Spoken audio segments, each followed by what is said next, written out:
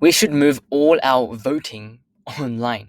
To think that even in 2024, our voting is done in person with people physically counting our votes is just absurd. And I think it's really strange that we've had so much innovation and technology in different areas, but have voting for some of our most powerful and influential people in our society to be done in such a primitive way. Now, in the past, voting was done in person. That makes sense, right? You go in, you verify who you are, and you cast a vote.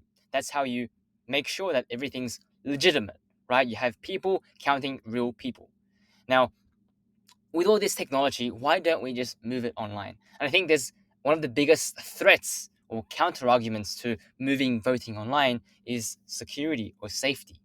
The fact that moving it online could mean that one person could potentially vote multiple times, or there might be a software or system error that might sway the results of a party. And of course, for such votes, for example, for our prime minister or president, for such important voting decisions, we don't want them to be tampered with.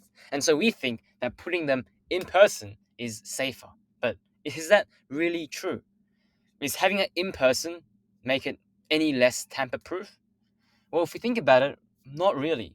Yes, it is. Things are much easier to tamper with when they're online, particularly to hide your sort of identity.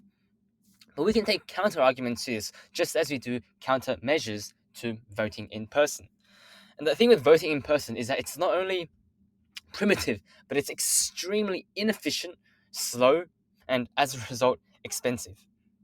You need to hire dozens, not just dozens, hundreds, if not thousands of people to man centers, to usher people in, to count votes, to make sure that all this voting is correct. When really, we know that it could be done at scale with software with ease. And with just some additional investment in cybersecurity to make sure that one person can only have one vote, then we save so much cost, time, and energy, right? So I really think that stepping or moving forward more, we should put more thinking into how we can move these primitive things like voting into an online form.